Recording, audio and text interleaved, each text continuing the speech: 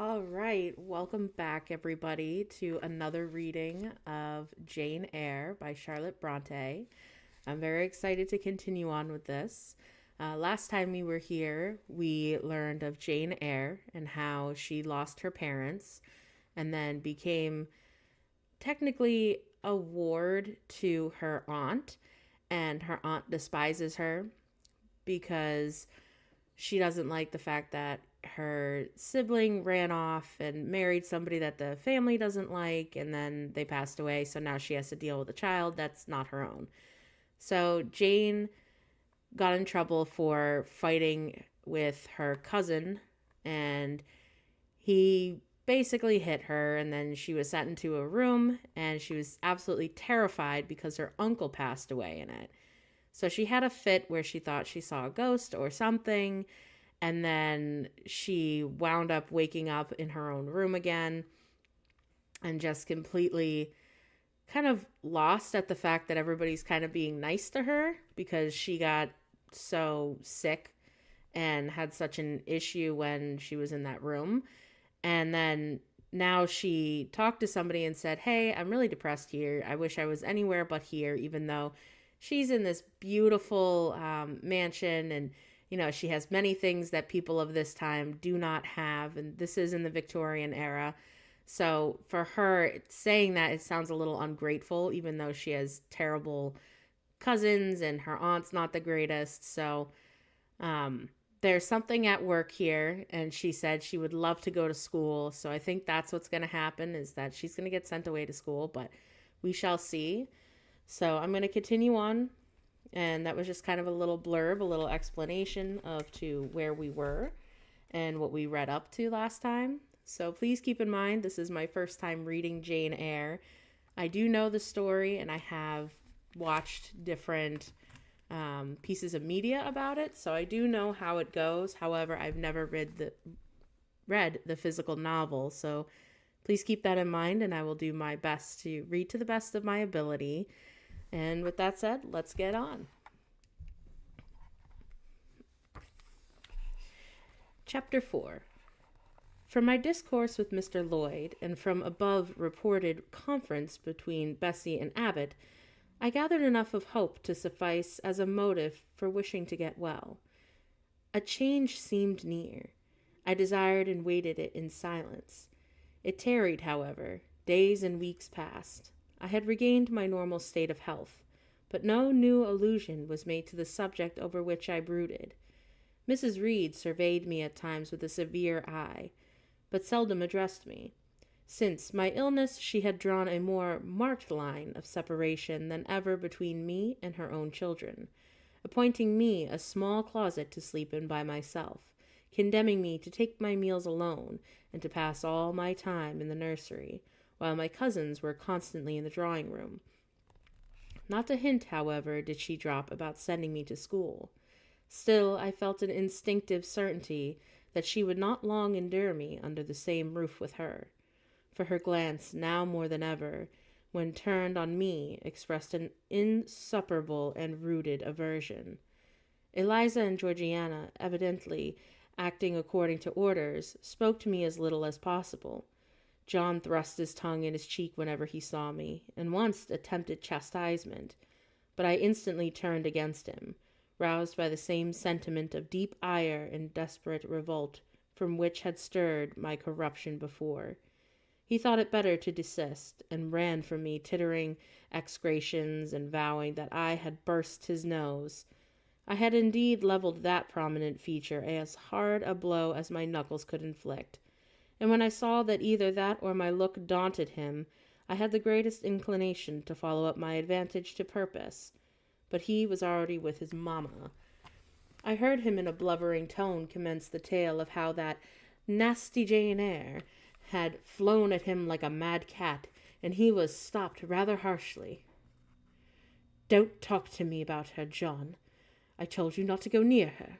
She is not worthy of notice.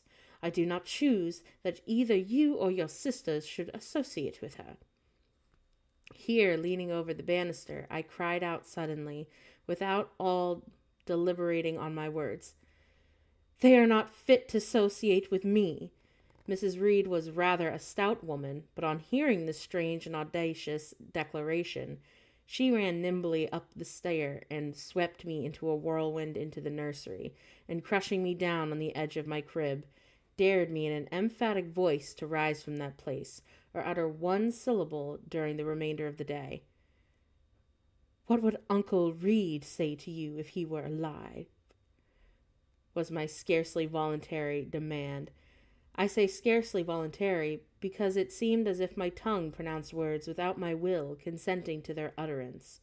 Something spoke out of me over which I had no control. "What?" said Mrs. Reed under her breath. Her usually cold, composed gray eye became troubled with a look of fear. She took her hand away from my arm and gazed at me as if she really did not know whether I were child or fiend. I was now in for it. "My Uncle Reed is in heaven, and can see all that you do and think, and so can Papa and Mamma. They know you shut me up all day long, and how you wish me dead." Mrs. Reed soon rallied her spirits. She shook me most soundly. She boxed both of my ears, and then left me without a word. Bessie supplied the hiatus by a homily of an hour's length, in which she proved beyond a doubt that I was the most wicked and abandoned child ever reared under a roof.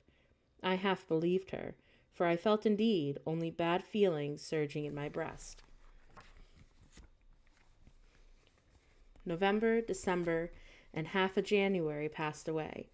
Christmas and the New Year had been celebrated at Gateshead with the usual festive cheer.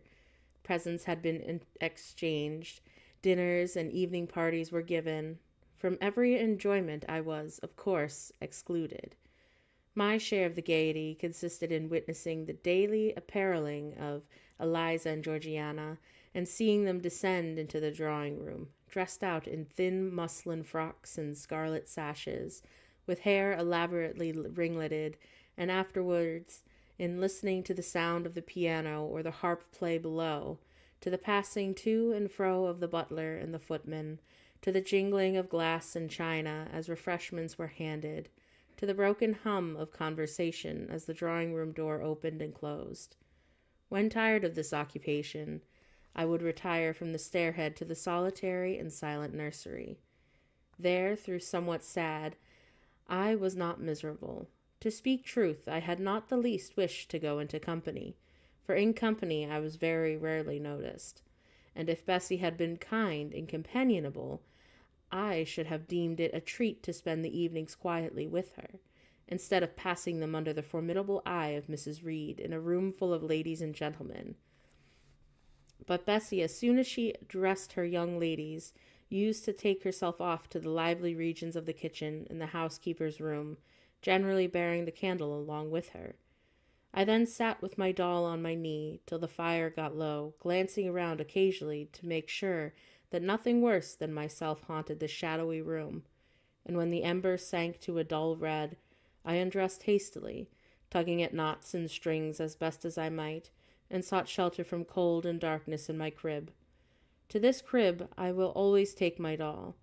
Human beings must love something, and in the dearth of worthier objects of affection, I contrived a pleasure in loving and cherishing a faded graven image, shabby as a miniature scarecrow. It puzzles me now to remember with what absurd sincerity I doted on this little toy, half fancying it alive and capable of sensation. I could not sleep unless it was folded in my nightgown, and when it lay there safe and warm, I was comparatively happy, believing it to be happy likewise. Long did the hours seem while I waited the departure of the company, and listened for the sound of Bessie's step on the stairs. Sometimes she would come up in the interval to seek her thimble or her scissors, or perhaps to bring me something by the way of supper, a bun or a cheesecake. Then she would sit on the bed while I ate it, and when I had finished, she would tuck the clothes around me, and twice she kissed me and said, "Good night, Miss Jane."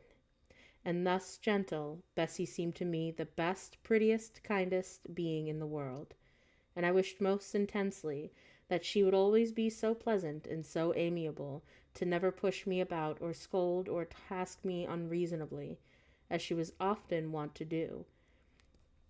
Bessie Lee must, I think, have been a girl of good natural capacity, for she was smart in all she did, and she had a remarkable knack of narrative. So at least I judge from the impression made on me by her nursery tales. She was pretty too, if my recollections of her face and person are correct. I remember her as a slim young woman, with black hair, dark eyes, and very fine features, and a good, clear complexion.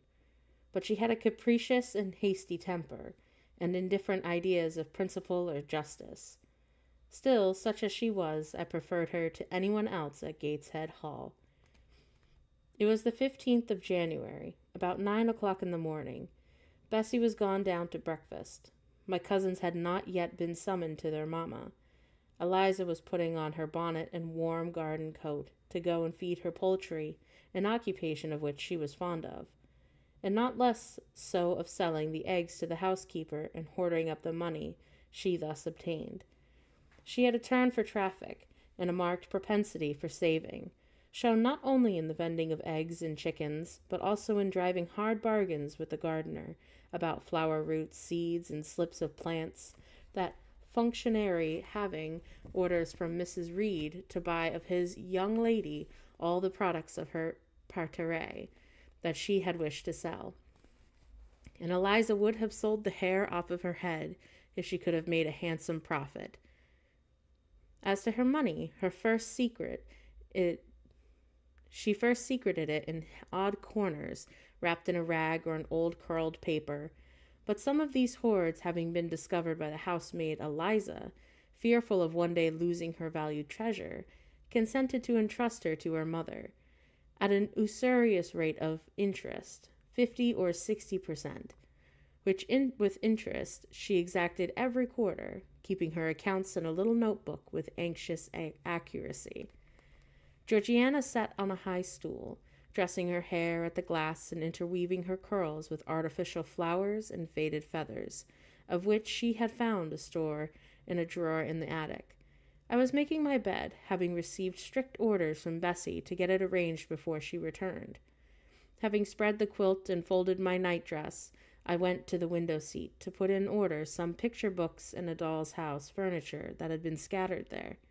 An abrupt command from Georgiana to let her playthings alone stopped my proceedings, and then, for lack of other occupation, I fell to breathing on the frost flowers with which the window was fretted, and thus clearing a space in the glass through which I might look out onto the grounds, where all was still and petrified under the influence of a hard frost.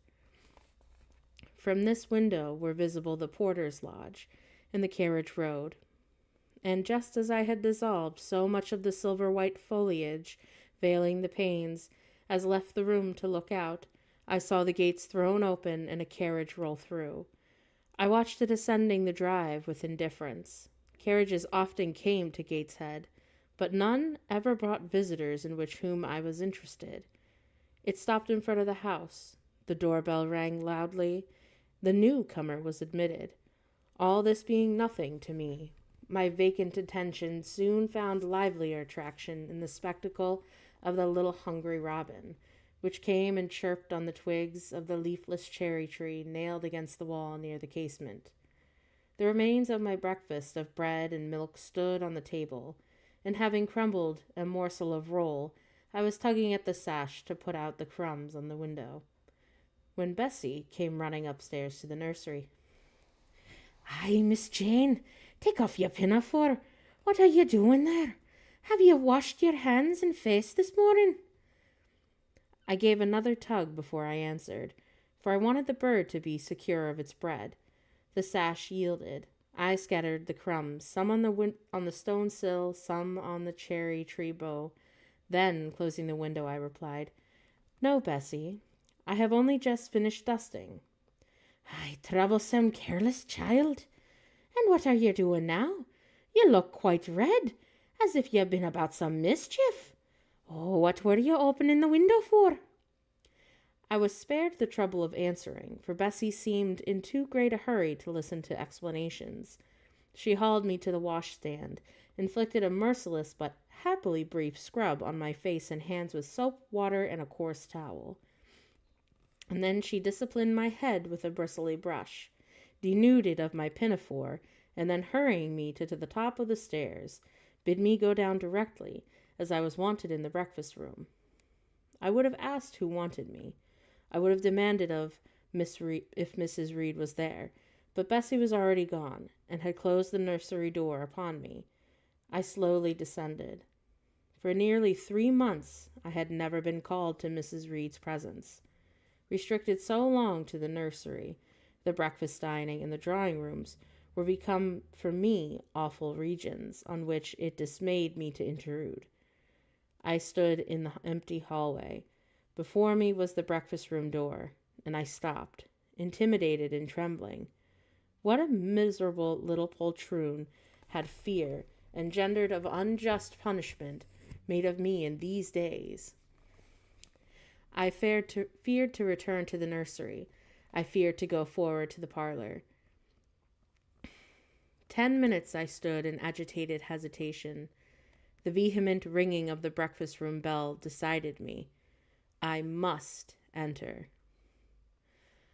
Who could want me? I asked inwardly, as with both hands I turned the stiff door handle, which for a second or two resisted my efforts. What should I see besides Aunt Reed in the apartment, a man or a woman? The handle turned, the door unclosed, and passing through and curtsying low, I took up at a black pillar. Such at least appeared to me, at first sight, the straight, narrow, sable-clad shape standing erect on the rug. The grim face at the top was like a carved mask, placed above the shaft by the way of capital. Mrs. Reed occupied her usual seat by the fireside. She made a signal to me to approach. I did so, and she introduced me to the stony stranger with the words, "This is the little girl, respecting whom I applied to you."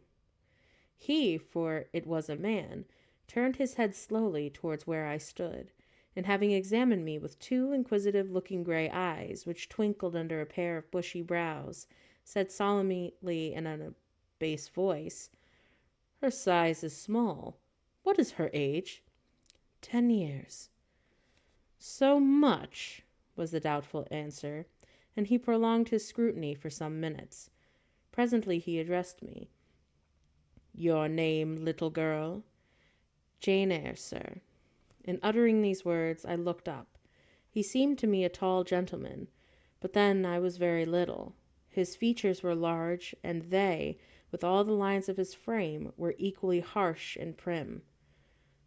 "Well, Jane Eyre, and are you a good child?" Impossible to reply to this in the affirmation. My little world held a contrary opinion. I was silent.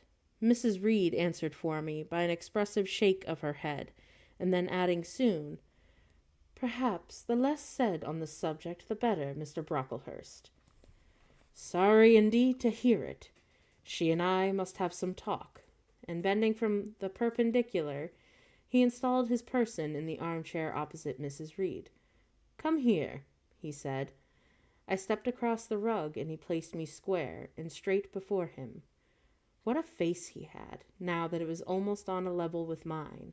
What a great nose, and what a mouth, and what large, prominent teeth. "No sight of the sad as that of a naughty child," he began, "especially a naughty girl. Do you know where the wicked go after death?" "They go to hell," was my ready and orthodox answer. "And what is hell? Can you tell me that?" "A pit full of fire." "And should you like to fall into that pit and be burning there forever?" "No, sir." "What must you do to avoid it?" I deliberated a moment. My answer, and then it did come. It was objectionable.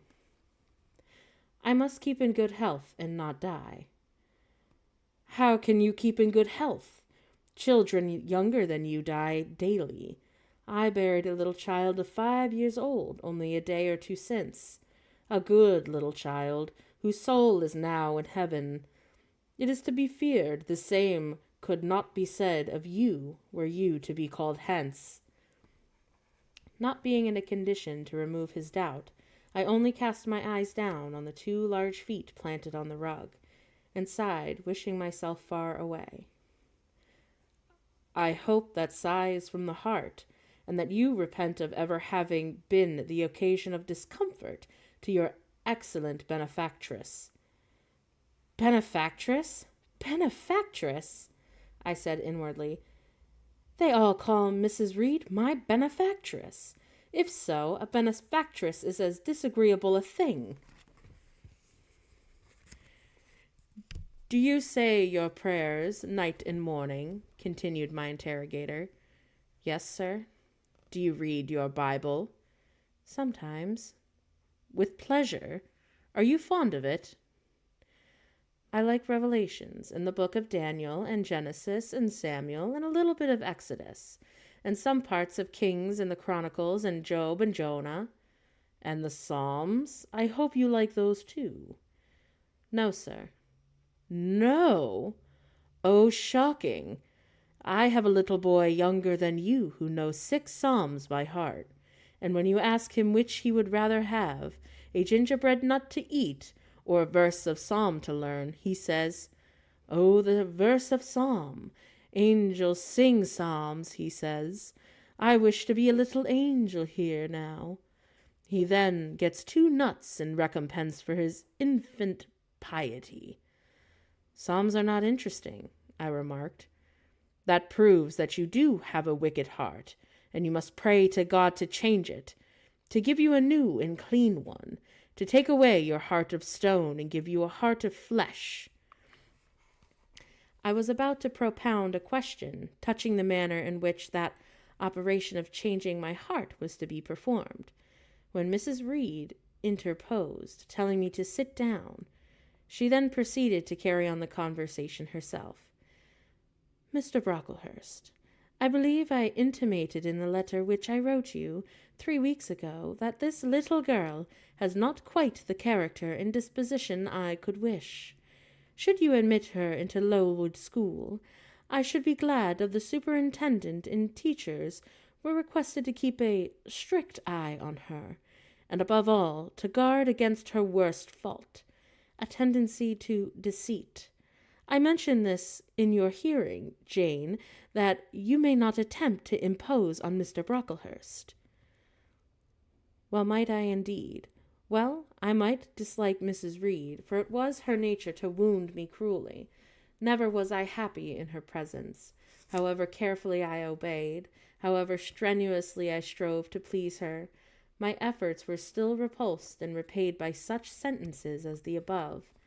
Now, uttered before a stranger, the accusation cut me to the heart. I dimly perceived that she was already obliterating hope from the new phase of existence which she destined me to enter. I felt, though, that I could not have expressed the feelings that she was sowing aversion and unkindness along my future path. I saw myself transformed under Mr. Brocklehurst's eye into an artful, noxious child, and what could I do to remedy the injury?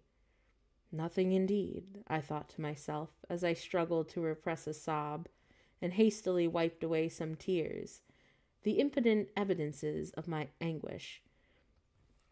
Deceit is indeed a sad fault in a child, said Mr. Brocklehurst. It is akin to falsehood, and all liars will have their portion in the lake burning with fire and brimstone. She shall, however, be watched, Mrs. Reed. I will speak to Miss Temple and the teachers. I should wish her to be brought up in a manner suiting her prospects, continued my benefactress, to be made useful, to be kept humble. As for the vacations, she will, with your permission, spend them always at Lowood. Your decisions are perfectly judicious, ma'am, returned Mr. Brocklehurst.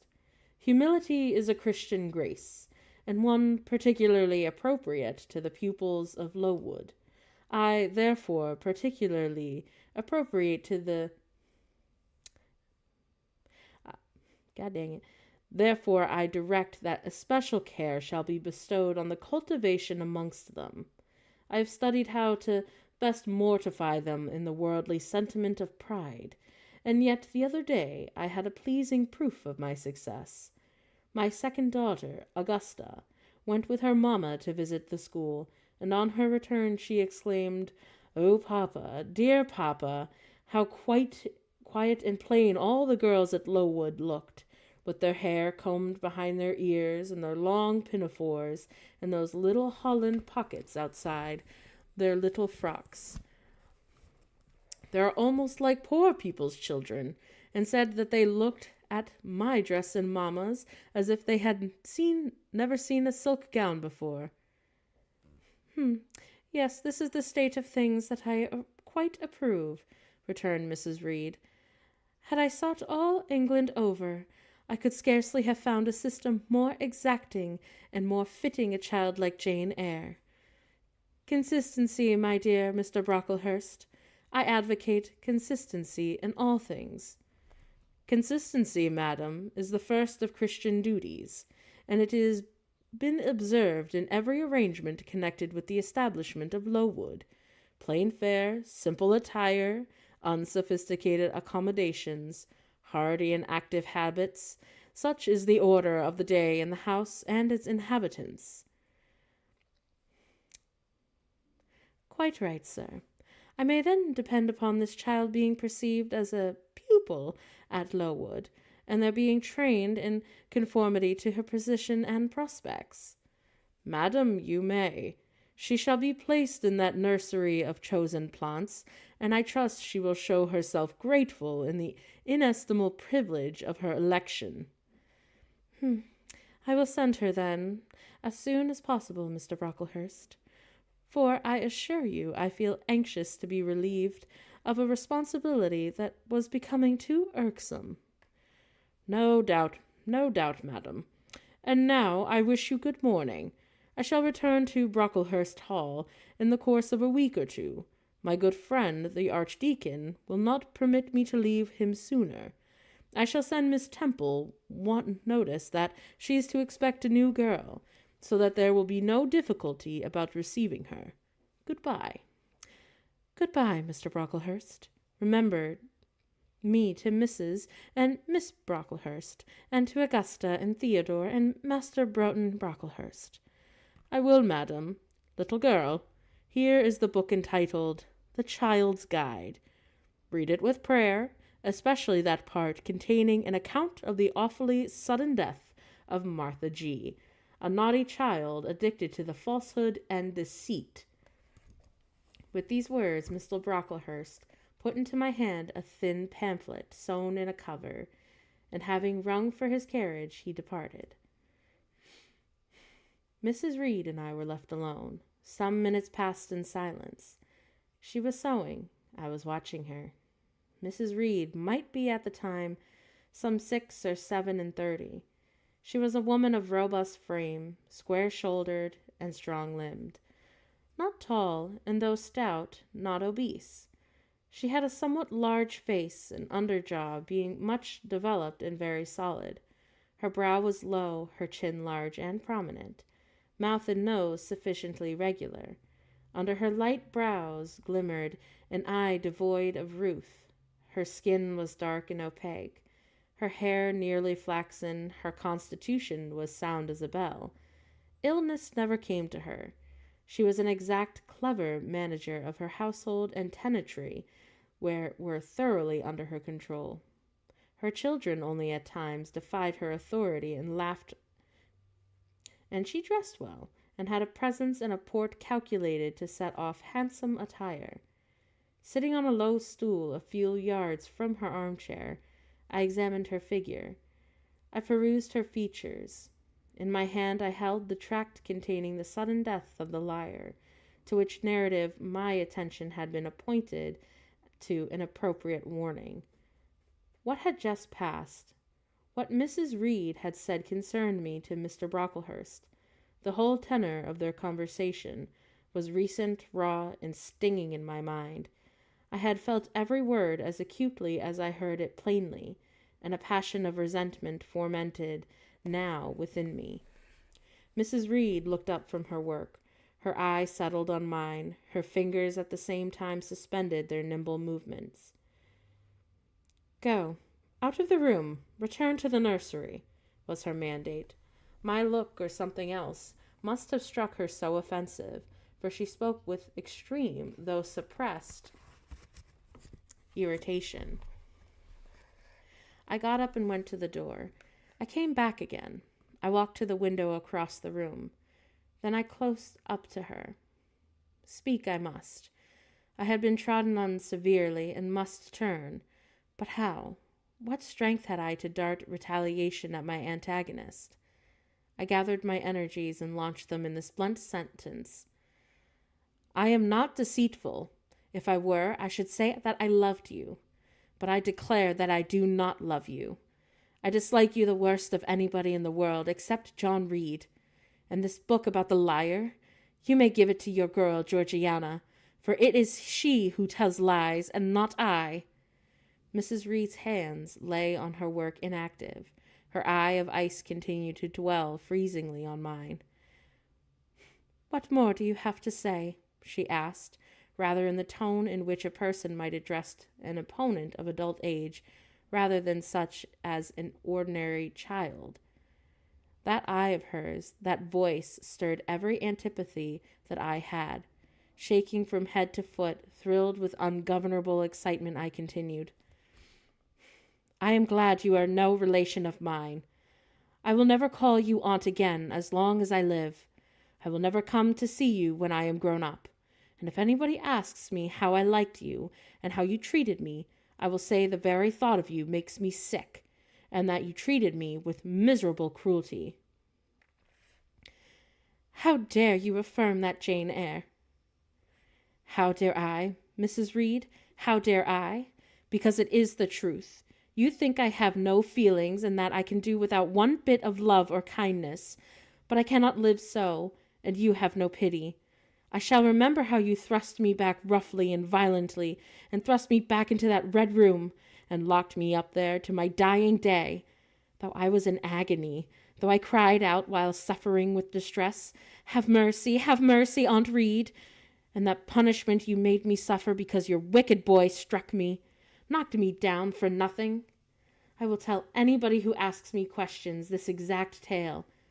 People think you are a good woman, but you are bad, hard-hearted. You are deceitful." Ere I had finished this reply, my soul began to expand, to exult with the strangest sense of freedom, of triumph, that I had ever felt. It seemed as if an invisible bond had burst, and that I had struggled out into the unhoped-for liberty. Not without cause was this sentiment. Mrs. Reed looked frightened. Her work had slipped from her knee. She was lifting up on her hands, rocking herself to and fro, and even twisting her face as if she would cry. "Jane, you are under a mistake." What is the matter with you? Why do you tremble so violently? Would you like to drink some water?" "No, Mrs. Reed." "Is there anything else you wish for, Jane? I assure you that I desire to be your friend." "Not you. You told Mr. Brocklehurst that I had a bad character, a deceitful disposition, and I will let everybody at Lowood know that what you are and what you have done." "Jane, you don't understand these things. Children must be corrected for their faults." "Deceit is not my fault," I cried out in a savage high voice. "But you are passionate, Jane. You must allow, and now return to the nursery. There's a dear, lie down a little." "I am not your dear. I cannot lie down. Send me to school soon, Mrs. Reed, for I hate to live here." "I will indeed send her to school soon," murmured Mrs. Reed, sotto voce, and gathering up her work, she abruptly quitted the apartment. I was left there alone, a winner of the field. It was the hardest battle that I had fought, and the first victory that I had gained. I stood a while on the rug where Mr. Brocklehurst had stood, and I enjoyed my conqueror's solitude. First I had smiled to myself, and felt elated. but this fierce pleasure subsided in me as fast as it did the acceleration of it throbbing in my pulse. A child cannot quarrel with its elders, as I had done, cannot give its furious feelings uncontrolled play, as I had given mine, without experiencing afterwards the pang of remorse and the chill of reaction. A ridge of lighted heath, alive, glancing, devouring, would have been a meet emblem of my mind when I accused and menaced Mrs. Reed. The same ridge, black and blasted after the flames are dead, would have represented as meetly as my subsequent condition, when half an hour's silence and reflection had shown me the madness of my conduct and the dreariness of my hated and hating position. Something of vengeance I had tasted for the first time, as aromatic as wine it seemed, on swallowing, warm and racy, its after flavor metallic and corroding, gave me a sensation as if I had been poisoned. Willingly would I now have gone and asked Mrs. Reed's pardon, but I knew, partly from experience and partly from instinct, that was the way to make her repulse me with double scorn, thereby re-exciting every turbulent impulse of my nature. I would fain exercise for some better faculty than that of fierce speaking, fain find nourishment for some less fiendish feeling than that of somber indignation. I took a book, some Arabian tales. I sat down and endeavored to read. I could make no sense of the subject. My own thoughts swam always between me and the page. I had usually found them fascinating. I opened the glass door in the breakfast room. The shrubbery was still quiet. The black frost reigned, unbroken by sun or breeze, through the grounds. I covered my head and my arms with the skirt of my frock, and went about to walk a part of the plantation, which was quite sequestered, but I found no pleasure in the silent trees, the falling fir cones, the congealed relics of autumn, russet leaves swept by past winds in heaps, and now stiffened together. I leaned against a gate and looked into the empty field, where there were no sheep that were feeding, where the short grass was nipped and blanched. It was a very gray day, almost a opaque sky, onding on the snaw, canopied all. Thence flakes fell at intervals, which settled on the hard path and on the hoary lea, without melting. I stood, a wretched child enough, whispering to myself over and over again, "What shall I do? What shall I do?" All at once I heard a clear voice call, "Miss Jane, where are you? Oh, come to lunch." It was Bessie, I knew well enough, but I did not stir, her light step tripping down the path. "Oh, you naughty little thing," she said. "Why don't you come when you're cold?" Bessie's presence, compared with the thoughts over which I had been brooding, seemed cheerful, even though, as usual, she was somewhat cross. The fact is, after my conflict with and the victory over Mrs. Reed, I was not disposed to care much for the nursemaid's transitory anger, and was disposed to bask in her youthful lightness of heart. I just put my 2 arms around her and said, "Come, Bessie, don't scold." The action was more frank and fearless than I was habituated to indulge in. Somehow it pleased her. "You are a strange child, Miss Jane," she said as she looked down at me. "A little roving, solitary thing. And you're going to school, I suppose?" I nodded. "And you won't be sorry to leave."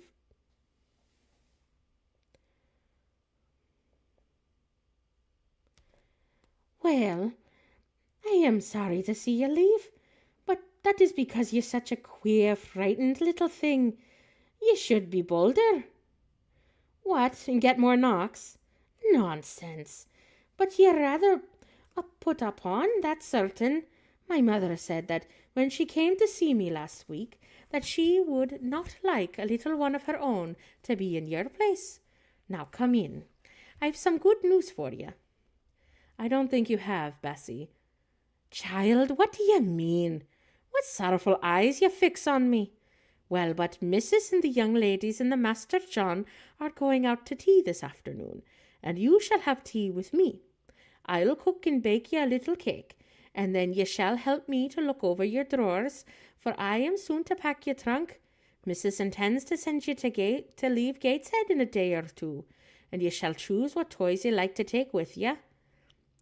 Bessie, you promise not to scold me any more till I go. Well, I will, but mind ye are a very good girl, and don't be afraid of me. Don't start when I chance to speak rather sharply. It's so provoking. I don't think I shall ever be afraid of you again, Bessie, because I've gotten used to you, and I shall soon have another set of people to dread. If you dread them, they'll dislike you. As you do, Bessie. Oh, come now, I don't dislike you, miss. I believe I am fonder of you than you think, and of all the others. Well, you have a funny way of showing it. Oh, you little sharp thing. You've got quite a way of talking. What makes you so venturesome and hardy? Why, I shall soon be away from you, and besides, I was going to say something about what had passed between me and Mrs. Reed, but on second thought I considered it better to remain silent and on that head. Are you so glad to leave me? Not at all, Bessie, indeed. Now, I'm just rather sorry. Just now, and rather? How coolly my little lady says it. Dare I say now, if I were to ask you for a kiss, you wouldn't give it to me. You'd rather say you'd rather not. I'll kiss you and welcome. Bend your head down. Bessie stooped, and we mutually embraced, and I followed her into the house, quite comforted.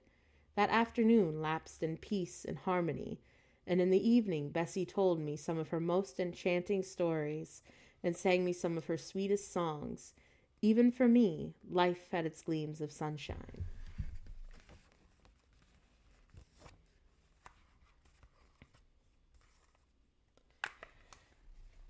Chapter 5. 5 o'clock had hardly struck on the morning of the 19th of January, when Bessie brought a candle into my closet and found me all ready and nearly dressed. I had risen half an hour before her entrance, and had washed my face and put on my clothes by the light of the half-moon just setting, whose rays streamed through the window near my crib.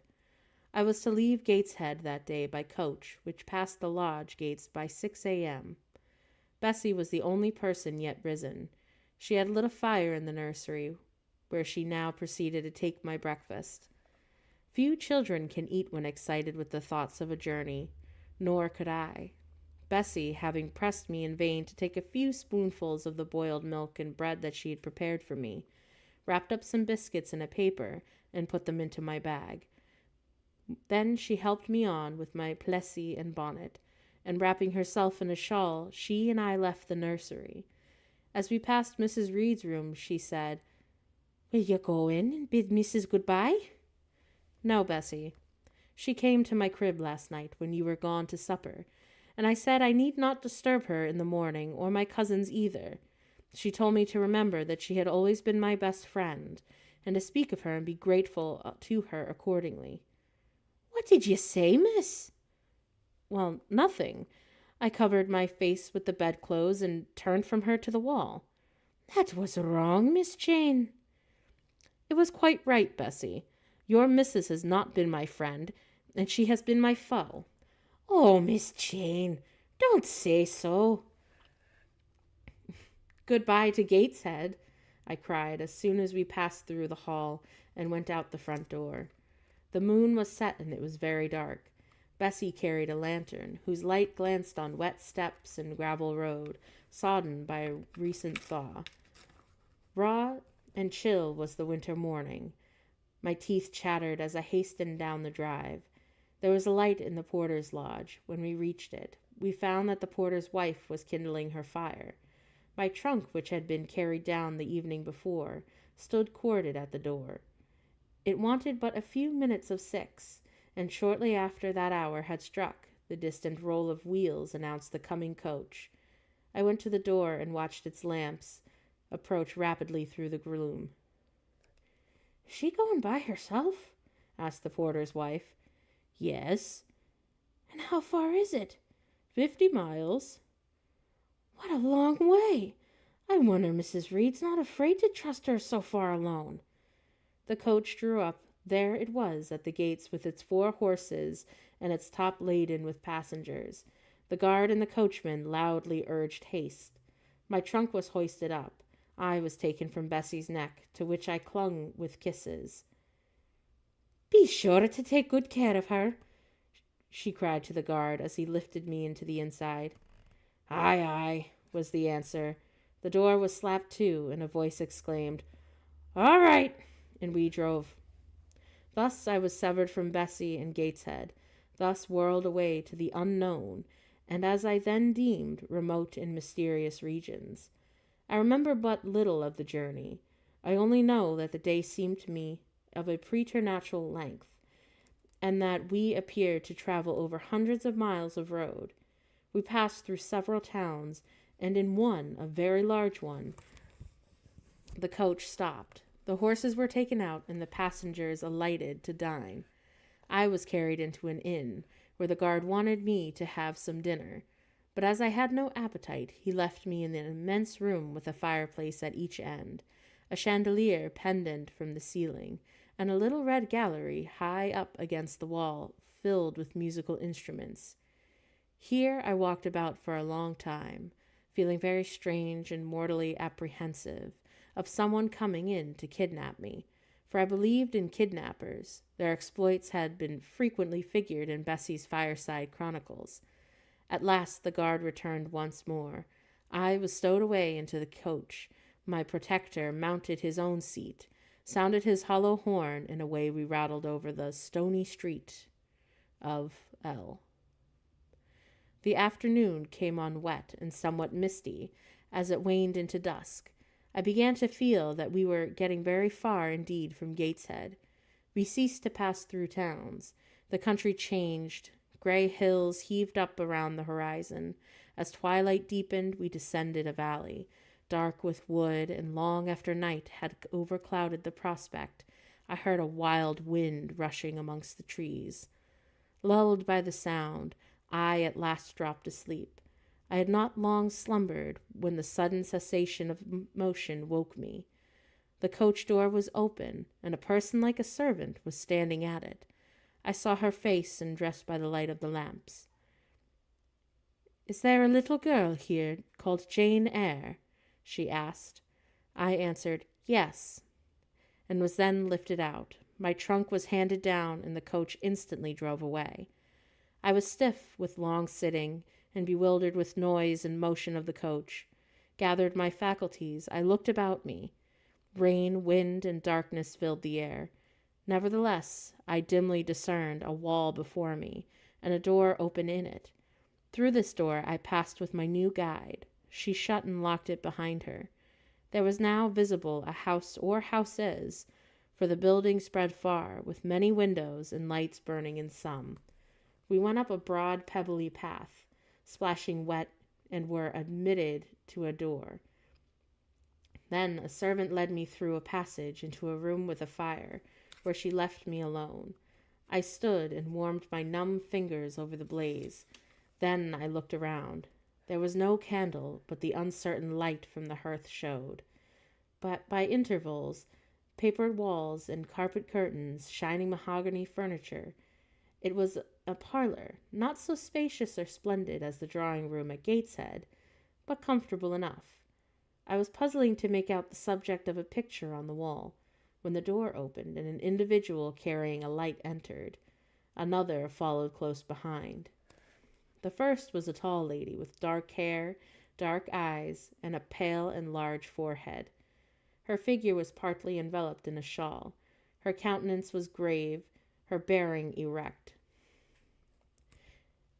"This child is very young to be sent alone," she said, putting her candle down on the table. She considered me attentively for a minute or two, and then added, "She had better be put to bed soon. She looks tired. Are you tired?" she asked, placing her hand on my shoulder. "A little, ma'am." "And hungry too, no doubt." Let her have some supper before she goes to bed. Miss Miller, is this the first time that you have left your parents to come to school, my little girl?" I explained to her that I had no parents, and she inquired how long that they had been dead, then how old I was, and what was my name, whether that I could read, write, and sew. Then she touched my cheek gently with her forefinger, and saying that she hoped that I would be a good child, and dismissed me with Miss Miller. The lady that I had left with might be about 29. The first who went with me appeared some years younger. The first impressed me by her voice, look, and air. Miss Miller was more ordinary, ruddy in complexion, though of a careworn countenance, hurried in gait and action, like one who had always a multiplicity of tasks on hand. She looked indeed, what I afterwards found, that she really was an under-teacher. Led by her, I passed from compartment to compartment, from passage to passage of a large and irregular building, till emerging from the total and somewhat dreary silence pervading that portion of the house that we had traversed, we came upon the hum of many voices, and presently we entered a wide, long room, with great deal tables, 2 at each end, and on each which a burnt pair of candles, and all seated around on benches, a congregation of girls of every age, from 9 or 10 to 20. Seen by the dim light of the dips, their number to me appeared countless, though not in reality exceedingly 80. They were uniformly dressed in brown stuff frocks of quaint fashion and long Holland pinafores. It was the hour of study that they were engaged in, and they were conning over to their tomorrow's task, and then the hum that I heard was the combined result of their whispered repetitions. Miss Miller signed to me to sit on a bench near the door. Then, walking up to the top of the long room, she cried out, "Monitors, collect the lesson books and put them away." 4 tall girls arose from the tables, and going round, gathered the books and removed them. Miss Miller then again gave the word of command, "Monitors, fetch the supper trays." The tall girls went out and returned presently, each bearing a tray with portions of something, I knew not what, arranged thereon, and a pitcher of water and a mug in the middle of each tray. The portions were handed round, those who looked like it took a draught of water, and the mug being common to all. When it came to my turn, I drank, for I was thirsty, but I did not touch the food. Excitement and fatigue rendered me incapable of eating. I now saw, however, that it was a thin oaten cake shared into fragments. The meal over, prayers were read by Miss Miller, and the classes filed off, 2 and 2, upstairs. Overpowered by this time with weariness, I scarcely noted what sort of place the bedroom was, except that, like the schoolroom, I saw it was very long. Tonight I was to be Miss Miller's bedfellow. She helped me to undress when I laid down, and then I glanced at the long rows of beds, each of which was quickly filled with 2 occupants in 10 minutes. The single light was then extinguished, and in a mist silence and complete darkness I fell asleep. The night passed rapidly. I was too tired to even dream. I once only saw and awoke to hear the wind rave in furious gusts, and the rain fall in torrents, and to be sensible that Miss Miller had taken her place by my side. When I again unclosed my eyes, a loud bell was ringing. The girls were up and dressing. Day had not begun to dawn, and a rushlight or 2 burned in the room. I, too, rose reluctantly. It was bitter cold, and I dressed as well as I could for shivering, and washed when there was a basin at liberty, which did not occur soon, as there was but 1 basin to 6 girls, and on the stands in the middle of the room. Again the bell rang. All formed in a file, 2 and 2, and that order descended the stairs and entered the cold and dimly lit schoolroom. Here prayers were read by Miss Miller. Afterwards she called out, "Form classes?" A great tumult succeeded for some minutes, during which Miss Miller repeated and exclaimed, Silence and order.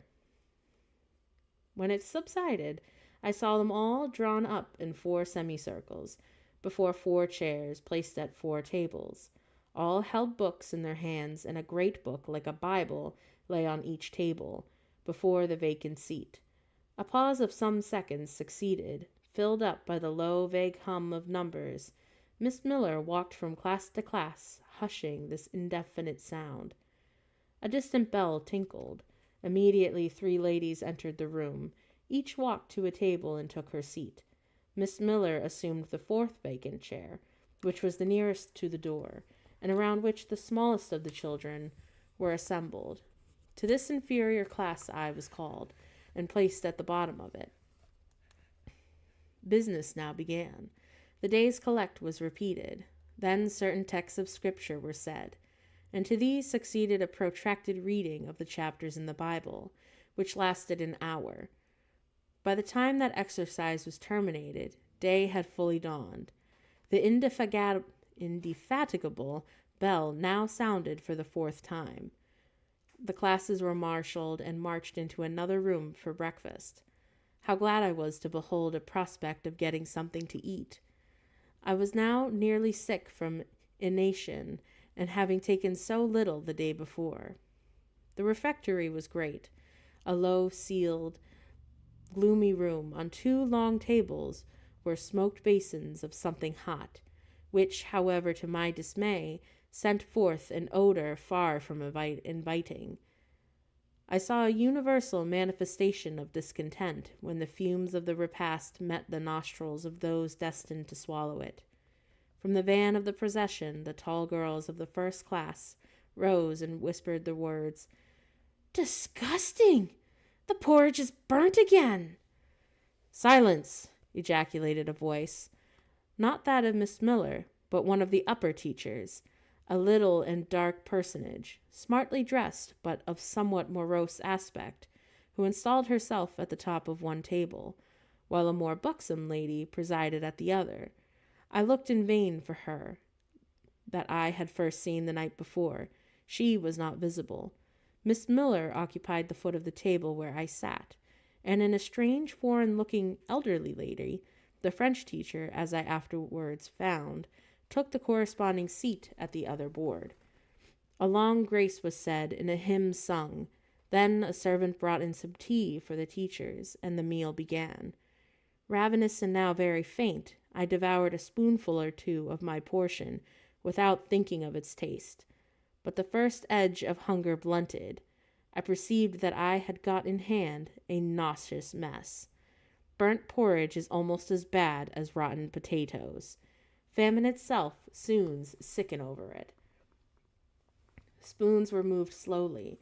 I saw each girl taste her food and try to swallow it, but in most cases effort was soon relinquished. Breakfast was over, and none had breakfasted. Thanks being returned for what we had not got, and a second hymn was then chanted. The refectory was evacuated for the schoolroom. I was one of the last to go out, and in passing the tables I saw one teacher take a basin of the porridge and taste it. She looked at the others, and all their countenances expressed displeasure, and one of them, the stout one, whispered, "Abominable stuff! How shameful!" A quarter of an hour passed before lessons began, during which the schoolroom was in a glorious tumult. For that space of time it seemed to be permitted to talk aloud and more freely, and they used their privilege. The whole conversation ran on at breakfast, which one and all abused roundly. Poor things! It was the sole consolation that they had. Miss Miller was now the only teacher in the room. A group of great friends standing about her spoke with serious and sullen gestures. I heard the name of Mr. Brocklehurst pronounced by some lips, and at which Miss Miller shook her head disapprovingly, but she made no great effort to check with the general wrath, doubtless that she shared in it. A clock in the classroom struck 9. Miss Miller left her circle, and standing to the middle of the room, cried, "Silence! To your seats!" Discipline prevailed. In 5 minutes the confused throng was resolved into order. and comparative silence quelled the babble clamor of tongues. The upper teachers now punctually resumed their posts, but still all seemed to wait. Ranged on benches down the sides of the room, the 80 girls sat motionless and erect. A quaint assemblage they appeared, all with plain locks combed from their faces, not a curl visible, in brown dresses made high and surrounded by a narrow tucker about the throat, with little pockets of holland tied in front of their frocks, and destined to serve the purpose of a work bag, all too wearing woolen stockings and country-made shoes, fastened with brass buckles. Above 20 of those clad in this costume were full-grown girls, or rather young women. It suited them ill and gave them an air of oddity even to the prettiest. I was still looking at them, and also at intervals examining the teachers, none of whom precisely pleased me, for the stout one was a little coarse, and the dark one not a little fierce, the foreigner harsh and grotesque, and Miss Miller, oh, poor thing! She looked purple, weather-beaten, and overworked, when as my eye wandered from face to face, the whole school rose simultaneously, as if moved by some common spring. What was the matter? I had heard no order given. I was puzzled. Ere I had gathered my wits, the classes were again seated. But as all eyes were turned to one point, mine followed the general direction, and encountered the personage who had received me last night. She stood at the bottom of the long room, on the hearth, for there was a fire at each end. She surveyed the 2 rows of girls silently and gravely. Miss Miller, approaching, seemed to ask her a question, and having received her answer, went back to her place and said aloud, "Monitor of the first class, fetch the globes." While the direction was being executed, the lady consulted and moved slowly up the room. I suppose I have a considerable organ for veneration, for I retain yet the sense of admiring awe with which my eyes traced her steps. Seen now in broad daylight, she looked tall, fair, and shapely. Brown eyes with a benignant light in their irids, and a fine penciling of long lashes round, relieved the whiteness of her large front. On each of her temples, her hair, a very dark brown, was clustered in round curls, according to the fashion of those times, when neither smooth bands nor long ringlets were in vogue. Her dress, also in the mode of the day, was a purple cloth relieved by some sort of Spanish trimming of black velvet. A gold watch shone at her girdle. Let the reader add, to complete the picture, refined features, a complexion of pale clear, and a stately air and carriage, and he will have, at least as clearly as words can give it, a correct idea of the exterior of Miss Temple. Maria Temple, as I afterwards saw the name written in a prayer book entrusted to me to carry to church. The superintendent of Lowood, having taken her seat before a pair of globes, placed one on the tables, and summoned the first class around her, and commenced giving a lesson on geography. The lower classes were called by teachers. Repetitions in history, grammar, and etc. went on for an hour. Writing and arithmetic succeeded, and music lessons were given by Miss Temple to some of the elder girls. The duration of each lesson was measured by the clock, which at last struck 12. The superintendent rose. "I have a word to address the pupils," she said. The tumult of cessation from lessons was already breaking forth, but it sank at her voice, and she went on. "You had this morning a breakfast which you cannot eat. You must be hungry. I have ordered that a lunch of bread and cheese shall be served to all." The teachers looked at her with a sort of surprise. "It is to be done on my responsibility," she added in an explanatory tone to them, and immediately afterwards left the room. The bread and cheese was presently brought in and distributed to the high delight and refreshment of the whole school. The order was now given, "To the garden." Each put on a coarse straw bonnet, with strings of colored calico, and a cloak of gray frieze. I was similarly equipped, and following the stream, I made my way into the open air. The garden was a wide enclosure, surrounded with walls, so high as to exclude every glimpse of prospect. A covered veranda ran down one side, and broad walks bordered a middle space divided into scores of little beds. These beds were assigned as gardens for the pupils to cultivate, and each bed had an owner. When full of flowers, they would doubtlessly look pretty, but now, at the latter end of January, all was a wintry blight and brown decay. I shuddered as I stood and looked around me. It was an inclement day for outdoor exercise. Not positively rainy, but darkened by a drizzling yellow fog. All underfoot was still soaking wet with the floods of yesterday. The stronger among the girls ran about and engaged in active games, but sundry pale and thin ones were herded together for shelter and warmth in the veranda, and amongst these, as the dense mist penetrated to their shivering frames, I heard frequently the sound of a hollow cough. As yet I had spoken to no one, nor did anybody seem to take notice of me. I stood lonely enough, but that feeling of isolation I was accustomed to. It did not oppress me much. I leant against a pillar of the veranda and drew my gray mantle close about me, and trying to forget the cold which nipped me, without an unsatisfied hunger which gnawed within, delivered me up to the employment of watching and thinking. My reflections were too undefined and fragmentary to merit record. I hardly yet knew where I was.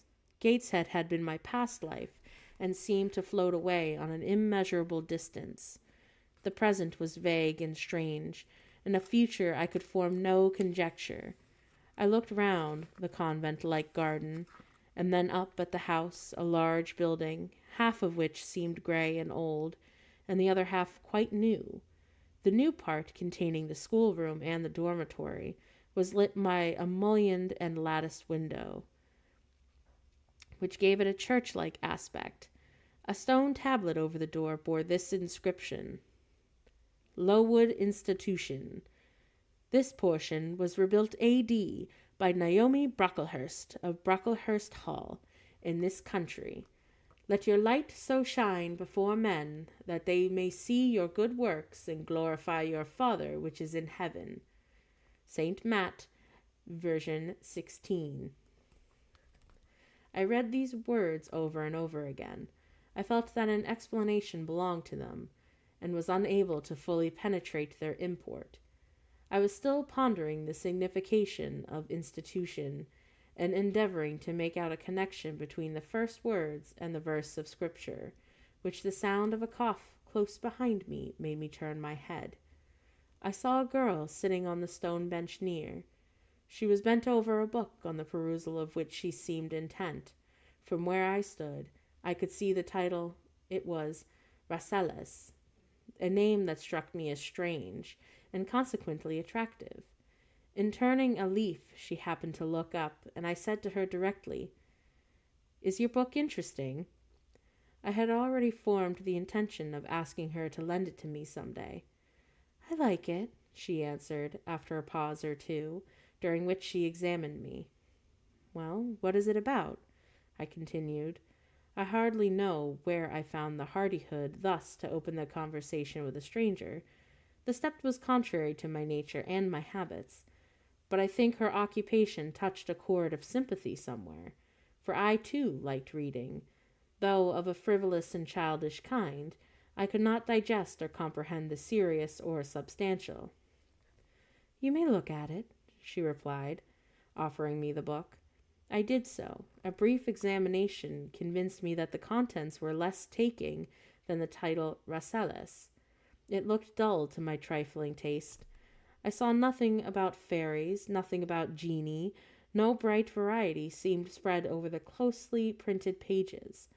I returned it to her, and she received it quietly. And without saying anything, she was about to relapse into her former studious mood again, and then I ventured to disturb her. "Can you tell me what the writing on the stone over the door means?" What is Lowood Institution? Well, this is the house where you have come to live.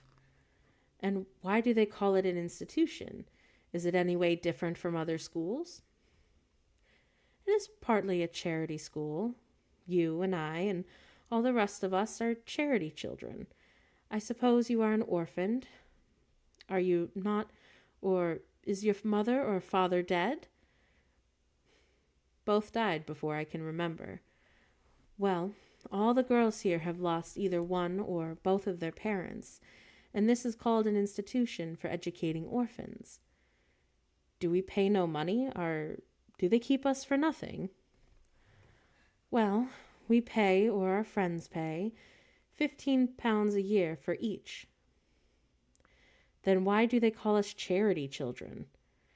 Because £15 is not enough for board and teaching, and the deficiency is supplied by subscription.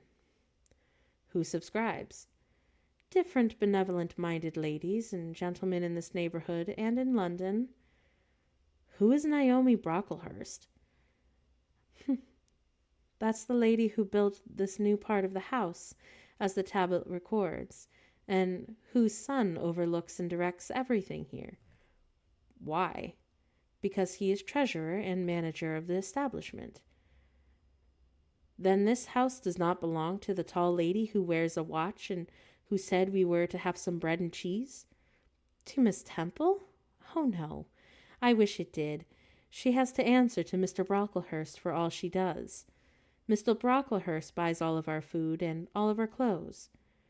Does he live here? No, 2 miles off at a large hall. Is he a good man? He's a clergyman, and he's said to do great deal of good. Did you say that the tall lady, was Miss Temple? Yes. And what are the other teachers called? Well, the one with red cheeks is called Miss Smith. She attends to the work and cuts out, for we make our own clothes, our frocks and our pelisses and everything. The little one with the black hair is Miss Scratchard. She teaches history and grammar, and hears the second-class repetitions, and the one who wears a shawl and has a pocket handkerchief tied to her side with a yellow riband is Madame Perrot, and she comes from Lisle in France, and she teaches French. Do you like the teachers? Well enough. Do you like the little black one and the madam? I cannot pronounce her name as you do. Miss Scratchard is hasty, and you must take care not to offend her. Madame Perrot is not a bad sort of person. But Miss Temple is best, isn't she? Miss Temple is very good and very clever. She's above the rest, because she knows far more than they do. Have you been here long? About 2 years. Are you an orphan? My mother is dead. Are you happy here? You ask too many questions. I have given you answers enough for the present. Now I want to read. But at that moment the summons sounded for dinner. All re-entered the house. The odor which now filled the refectory was scarcely more appetizing than that which had regaled our nostrils at breakfast. The dinner was served in 2 huge tin-plated vessels, whence rose a strong steam redolent of rancid fat. I found the mess to consist of indifferent potatoes and strange shreds of rusty meat, mixed and cooked together. Of this preparation, a tolerably abundant plateful was apportioned to each pupil. I ate what I could, and wondered within myself whether every day's fare would be like this. After dinner, we immediately adjourned to the schoolroom. Lessons recommenced, and we continued till 5 o'clock. The only marked event of the afternoon was that I saw the girl with whom I had conversed in the veranda, dismissed in such a disgrace by Miss Scratchard from a history class, and sent to stand in the middle of the large schoolroom. The punishment seemed to me, in a high degree, ignominious, especially for so great a girl. She looked 13 or upwards. I expected she would show signs of great distress and shame, but to my surprise she neither wept nor blushed. She was composed, though grave, and she stood, the central mark of all eyes. How can she bear it so quietly, so firmly? I asked of myself. Were I in her place, it seems to me I should wish the earth to open and swallow me up. She looks as if she were thinking of something beyond her punishment, beyond her situation, of something not round her nor before her. I have heard of daydreams. Is she in a daydream now? Her eyes are fixed on the floor, but I am sure they do not see it.